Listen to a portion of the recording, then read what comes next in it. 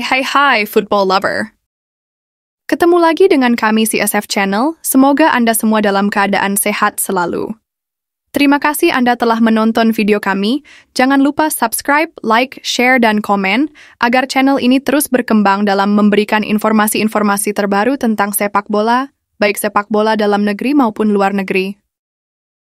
Indonesia tampil dengan menggunakan formasi 4-3-3. Pelatih Patrick Kluivert menurunkan penjaga gawang Maarten Pas. Di pertahanan ada Jay Itzes dan Mes Hilgers. Di fullback kiri ada Calvin Verdonk dan di fullback kanan ada Kevin Dix. Sementara itu, di lini tengah Tom Hai ditemani oleh Nathan Joe Aon dan Marcelino Ferdinand, Ole Romeni, jadi striker tunggal diapit oleh Dean James dan Rafael Struijk sebagai winger.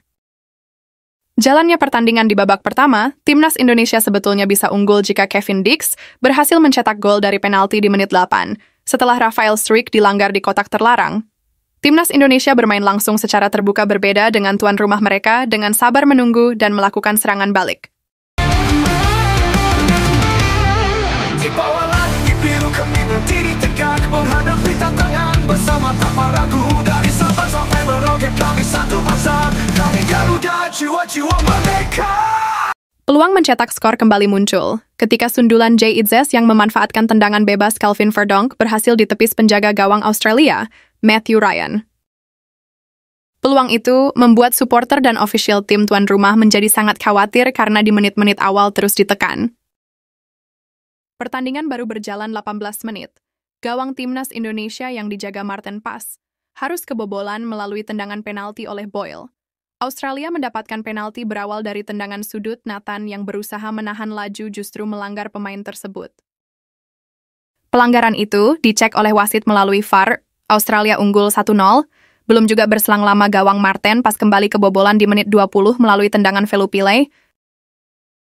Gol kedua ini meruntuhkan mental para pemain timnas, gol yang sangat mengagetkan karena cuma berselang 2 menit saja dari gol pertama. Indonesia mencoba membangun lagi serangan, namun selalu saja gagal. Justru Australia memperbesar keunggulan menjadi 3-0 setelah Jackson Irvine dengan bebas melepaskan tembakan ke gawang Maarten Pas. Babak pertama ditutup dengan kemenangan sementara Australia dengan skor 3-0. Kami Garuda, kami Indonesia, dengan semangat tembakan berlabuhnya. Kami Garuda, kami Indonesia, bersatu padu kita kuat bersama.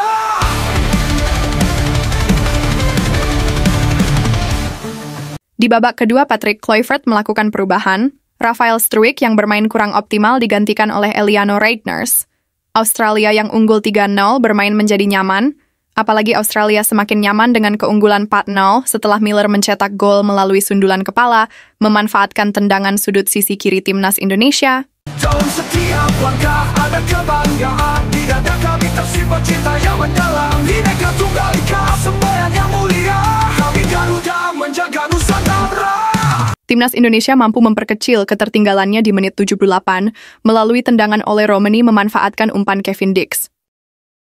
Ini menjadi pertandingan debut Ole Romeni bersama Timnas Indonesia dan berhasil mencetak gol debutnya.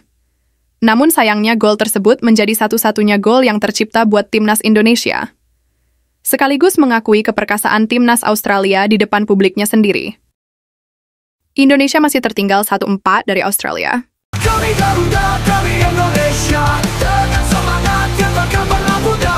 Kami Garuda, kami Indonesia, bersatu padu kita kuat bersama.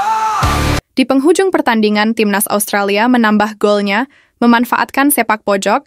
Goodwin memberikan umpan kepada Jackson Irvine, dan untuk kedua kalinya Irvine merobek gawang Maarten Pas lewat sundulannya, sekaligus menutup laga ini dengan kemenangan telak 5-1 untuk tuan rumah Australia. Dengan hasil ini, Australia semakin kokoh di posisi runner-up klasemen sementara grup C dengan 10 poin. Sementara itu, posisi Timnas Indonesia turun 1 peringkat menjadi posisi keempat, kalah selisih gol dari Arab Saudi yang naik ke peringkat 2. Sampai berita ini dimuat belum ada hasil pertandingan antara Timnas Arab Saudi lawan Cina. Jika melihat pertandingan antara Jepang dan Bahrain yang berakhir dengan skor 2-0 untuk Jepang, Timnas Indonesia masih berpeluang mengamankan posisi ketiga klasemen, asalkan mampu mengatasi perlawanan Bahrain di SUGBK pada tanggal 20 Maret nanti.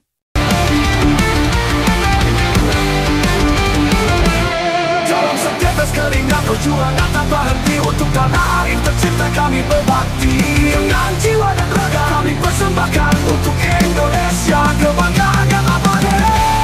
Dengan kekalahan dari Australia, maka peluang timnas Indonesia untuk lolos langsung ke Piala Dunia semakin tertutup, bahkan tidak mungkin. Jika melihat performa Australia sekarang, hal yang realistis sekarang adalah kembali ke target awal, yaitu bagaimana caranya timnas Indonesia bisa berada di posisi 3 atau 4 untuk masuk ke babak 4 kualifikasi Piala Dunia. Dengan hasil ini, kita tidak boleh putus asa dan menganggap enteng lawan, karena setiap tim terus memperkuat timnya masing-masing. Sejatinya peluang untuk ke Piala Dunia masih ada, tinggal kita evaluasi. Banyak hal yang harus dibenahi dan catatan untuk tim pelatih. Kita lihat bagaimana komunikasi antar pemain juga masih kurang, jarak satu pemain dengan pemain lainnya masih jauh, tidak adanya pressing dan penjagaan terhadap lawan menjadi kelemahan nyata. Beberapa kali pemain Australia leluasa mengontrol bola dan berujung bahaya ke gawang timnas Indonesia yang dijaga Martin Paes. Hal yang paling utama adalah kurangnya kreativitas serangan yang dibangun, dan terakhir adalah chemistry antar pemain yang harus ditingkatkan. Jadi ingat pernyataan pemain Jepang yaitu Kouro Mitoma, bahwasanya tim akan hebat jika sudah lama terbentuk, seberapa hebat mereka bermain di klub, di timnas levelnya akan sangat berbeda. Sementara timnas Indonesia di setiap pertandingan, selalu ada saja pemain baru.